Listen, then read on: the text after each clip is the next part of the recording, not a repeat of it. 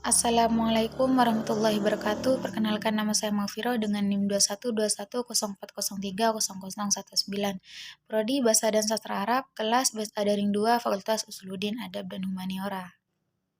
Pengertian linguistik. Secara etimologi, kata linguistik diserap dari bahasa Latin lingua yang berarti bahasa.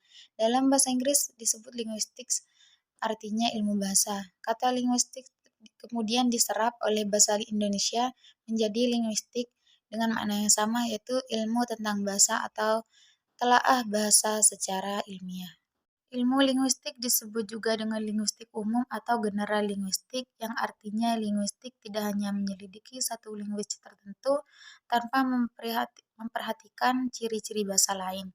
Sebagai contoh, sulit bagi kita untuk memahami morfologi bahasa Indonesia jika tidak memahami morfologi bahasa-bahasa yang lain. Memang, morfologi bahasa Indonesia seharusnya dianalisis hanya dengan bahasa Indonesia, akan tetapi bahan itu saja tidak memberikan pengertian kepada kita bagaimana struktur morfologi pada umumnya. Dengan kata lain, sasaran linguistik bukan hanya terfokus pada linguis saja, tetapi juga pada linguis yang lebih umum.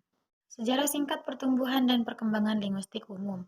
Sejarah singkat pertumbuhan dan perkembangan linguistik umum ini ditemukan banyak pendapat dari para ahli dalam mengklasifikasikan periodisasi sejarah pertumbuhan dan perkembangan linguistik. Abdul Khair misalnya membagi periodisasi pertumbuhan dan perkembangan linguistik pada yang pertama zaman Yunani, yang kedua zaman Romawi, yang ketiga zaman pertengahan, yang keempat zaman Renaissance, dan yang kelima zaman modern. Yang pertama, zaman Yunani. Studi bahasa pada zaman Yunani dimulai sejak abad ke-5 SM sampai abad ke-2 M. Masalah kebahasaan yang muncul pada waktu itu adalah A. Pertentangan antara fisis dan nomos, dan B. Pertentangan antara analogi dan anomali. Kedua persoalan ini menjadi pembahasan yang sangat alot di antara para linguis kala itu. Di masa itu, para linguis mempersoalkan apakah bahasa itu bersifat alamis yang berarti fisis atau bersifat konvensi yang berarti nomos. Bersifat fisis atau alami ini maksudnya bahasa yang memiliki hubungan asal-usul atau sumber yang abadi dan tidak dapat ditukar oleh manusia. Dengan kata lain, antar lambang dan acuan memiliki hubungan yang pasti, sementara sifat nomos atau konvensional maksudnya bahasa itu tidak memiliki hubungan yang pasti. Hubungan keduanya hanya bersifat konvensional atau kesepakatan di antara pemakai bahasa.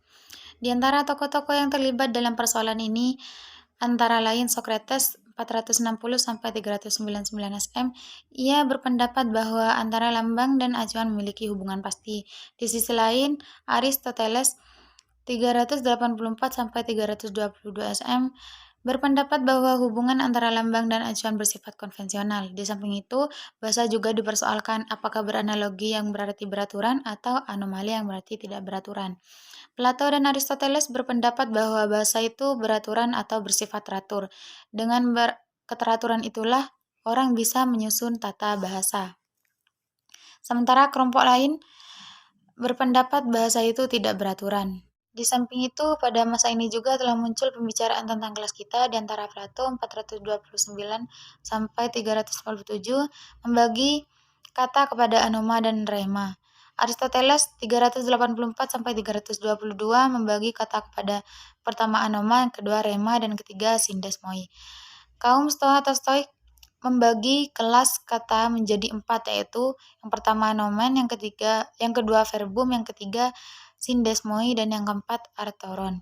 Selanjutnya kaum Alexandria yang dipelopori oleh Dionysius dalam bukunya menyebutkan bahwa kelas kata dibagi menjadi 8. Yang pertama yaitu anoma yang berarti kata benda, yang kedua rema yang berarti kata kerja, yang ketiga metosce yang berarti partisipal, yang keempat artoron yang berarti kata sandang, yang kelima antonimia yang berarti kata ganti, yang keenam protesis yang berarti kata depan, yang ketujuh epirema yang berarti kata keterangan, dan yang delapan sindesmoi yang berarti kata sambung. Yang kedua, zaman Romawi. Zaman Romawi merupakan kelanjutan dari zaman Yunani. Orang-orang Romawi banyak mendapat pengalaman dari kemajuan Yunani sebelumnya. Tokoh-tokoh terkenal pada zaman Romawi antara lain adalah Varro, dan yang kedua adalah Priscilla. Yang ketiga, zaman pertengahan. Yang terjadi ciri utama zaman pertengahan adalah munculnya perhatian penuh para filsuf terhadap bahasa dan mencuatnya bahasa Latin sebagai bahasa utama yang dipakai sebagai bahasa gereja, bahasa diplomasi, dan bahasa ilmu pengetahuan. Menurut Chair, yang patut disinggung dalam studi bahasa adalah peranan kaum modistai, tata bahasa spekulativa, dan Petrus Hispanus. 29 kaum modiste masih membicarakan antara fisis dan nomos, dan pertentangan antara analogi dan anomali. Namun demikian, kaum modiste menerima konsep analogi, karena mereka menganggap bahwa bahasa itu reguler dan bersifat universal. Di samping itu, mereka memperhatikan secara penuh aspek semantik sebagai dasar penyebutan definisi-definisi bentuk-bentuk bahasa. Satu hal yang menunjukkan perkembangan pesat pada masa ini adalah bidang etimologi. Tata bahasa spekulativa merupakan hasil integrasi deskripsi gramatikal bahasa Latin ke dalam filsafat skolastik. Di antara beberapa pandangan tata bahasa spekulativa tentang bahasa adalah yang pertama, tentang kata tidak secara langsung mewakili alam dari benda yang ditunjuk.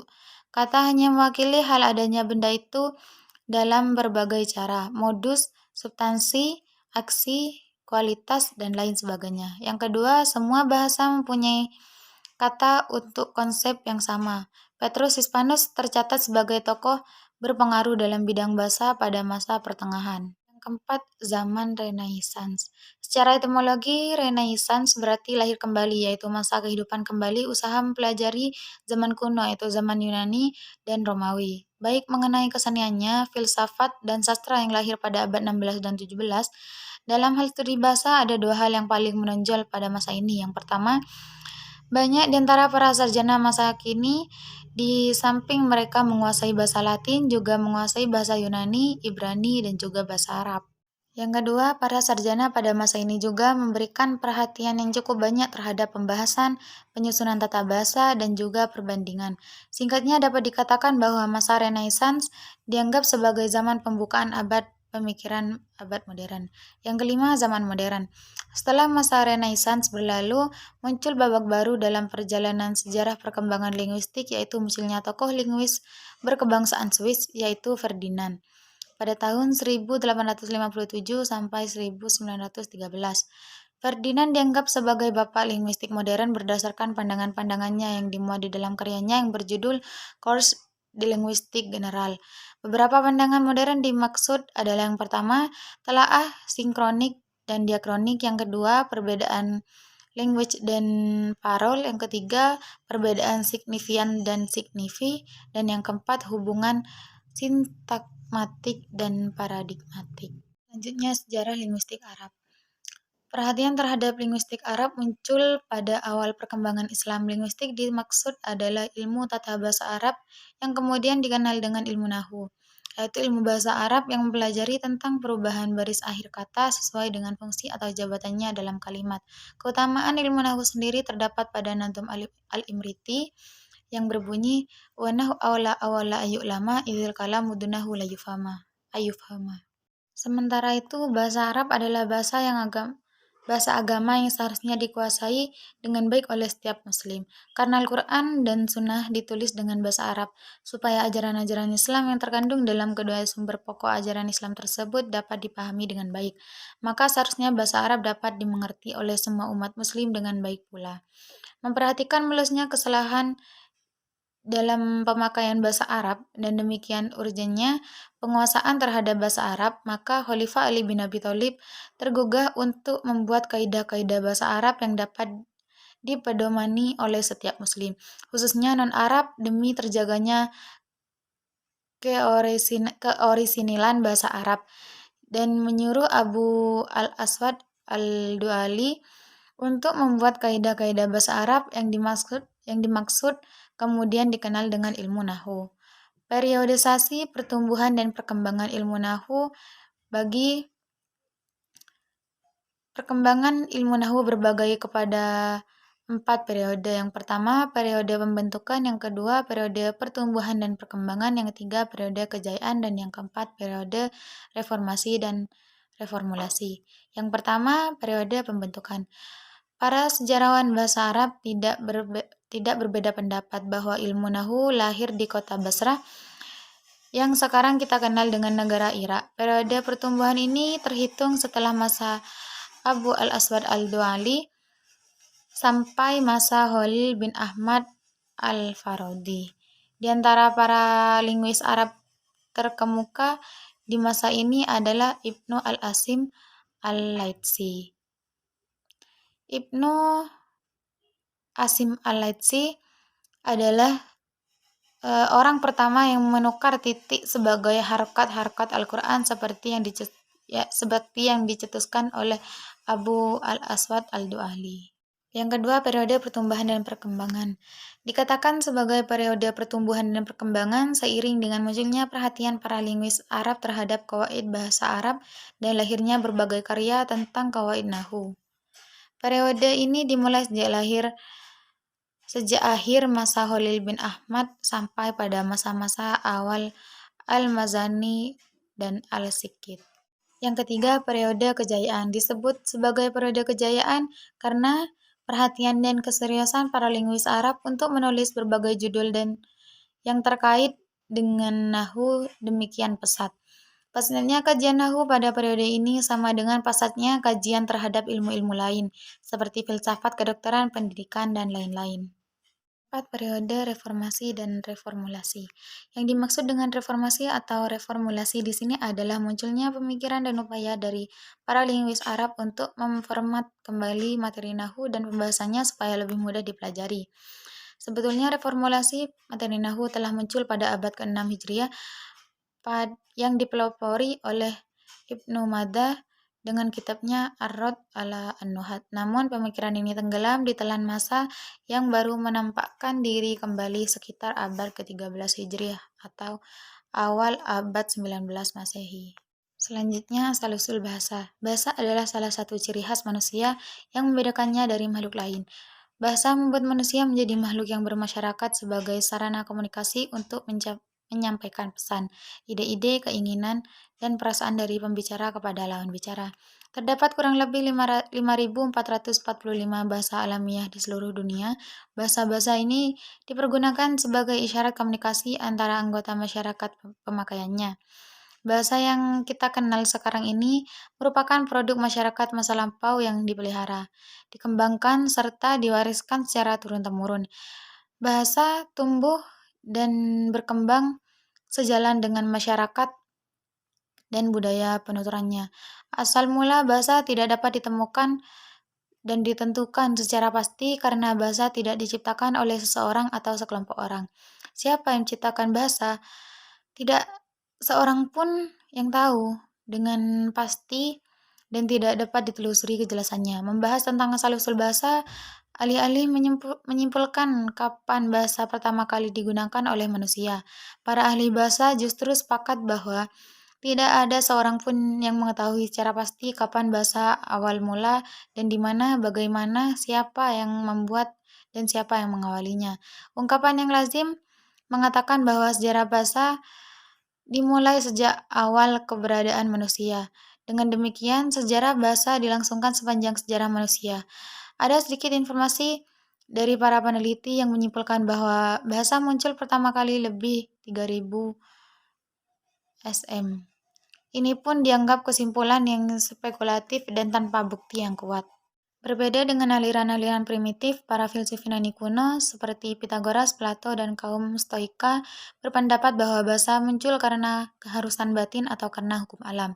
Disebut keharusan batin karena bahasa hakikatnya adalah perwujudan atau ekspresi dunia batin penggunanya. Lihat saja bagaimana bahasa seseorang ketika sedang marah, bahagia, gelisah, dan sebagainya. Semuanya tergambar dalam bahasa yang diucapkan.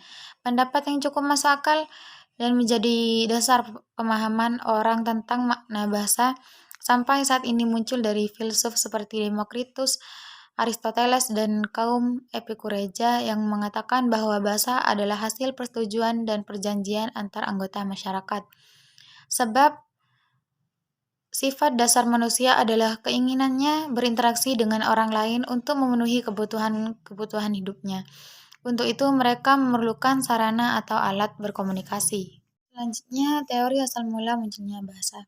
Sampai pertengahan abad ke-18, teori-teori asal-usul bahasa dapat dikategorikan dengan divina origin atau berdasarkan kedewasaan atau kepercayaan.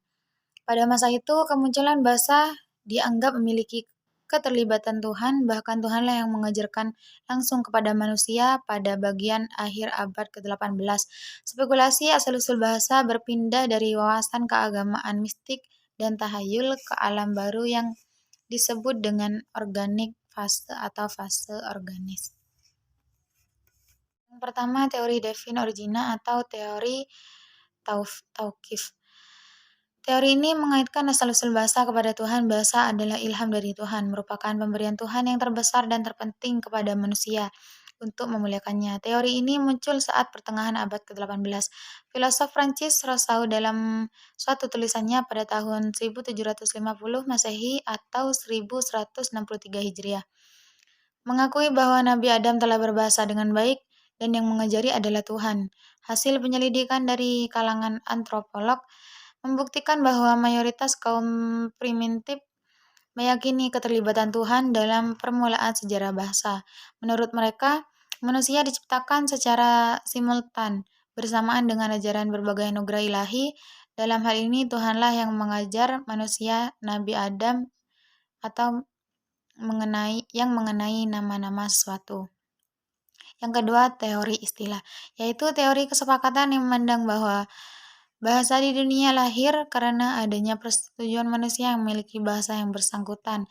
Ibnu Jinni yang merupakan salah satu pendukung teori ini mengatakan bahwa bahasa bukan berasal dari wahyu yang diterima begitu saja dari Tuhan, melainkan dibuat dan disepakati oleh manusia. Dengan kata lain, bahasa merupakan produk manusia yang tumbuh dan berkembang sejalan dengan usaha manusia itu. Yang ketiga, teori Poho-Poho. Pada akhir abad ke-18, teori tentang asal-usul bahasa beralih dari wawasan keagamaan, mistik dan tahayul ke fase organis. Pendudukan teori ini berpendapat bahwa manusia bermula dengan bentuk pekikan, jeritan atau rintihan yang keluar dari manusia secara instinktif untuk menyatukan kegembiraan, keheranan, kemarahan, atau kesakitan, dan lain-lain. Yang keempat, teori bau-bau. Teori ini disebut juga teori onomatopetik atau HH teori. Menurut teori ini, permulaan tumbuhnya kata-kata merupakan tiruan suara alami yang didengar oleh manusia pertama. Dari suara-suara itu, dia mengambil nama-nama untuk sumber suara tersebut, seperti bunyi kicauan burung, suara binatang, suara guntur, hujan, angin, aliran sungai, dan lain-lain. Dalam bahasa Indonesia, kita dapati kata-kata yang berasal dari tiruan suara seperti mencicit, berkokok, mengembik, dan mengaung. Hanya saja teori ini banyak mendapat kritikan dari pakar. Yang kelima, teori dingdong atau nativistik teori. Yang menciptakan teori ini adalah Max Muller. Pendukung teori ini berdasarkan bahwa bahasa itu lahir secara alamiah.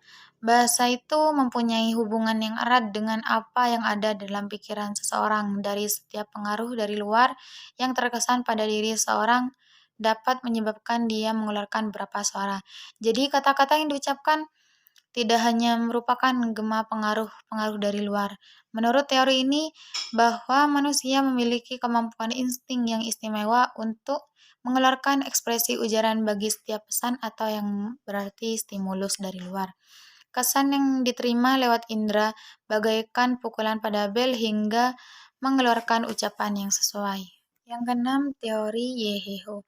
Teori ini mengemukakan bahwa ucapan manusia timbul pertama-tama dalam bentuk kolektif. Ungkapan itu keluar dari sekelompok orang sewaktu bersama-sama melakukan pekerjaan berat dan memenatkan. Bahasa itu timbul sewaktu orang berkumpul dengan orang lain. Teori ini mengaitkan pertumbuhan bahasa dan terbentuknya masyarakat manusia dan menjalin hubungan antara bahasa dan masyarakat. Teori ini menyimpulkan bahwa bahasa pertama lahir dalam kegiatan sosial. Yang ketujuh, teori verbal Guterus. Tokoh teori ini adalah Sir Rich Lahar Paget. Dia mengungkapkan bahwa kata-kata itu adalah isyarat suara atau verbal Guterus. Dia mengungkapkan bahwa manusia purba terdahulu mengadakan saling pengertian dengan isyarat, misalnya dengan tangan dan mengerutkan muka. Teori ini dikenal pula dengan nama teori Tata. Mungkin hanya itu saja yang dapat saya sampaikan. Kurang lebihnya mohon maaf yang sebesar-besarnya. Akhiran, wassalamualaikum warahmatullahi wabarakatuh.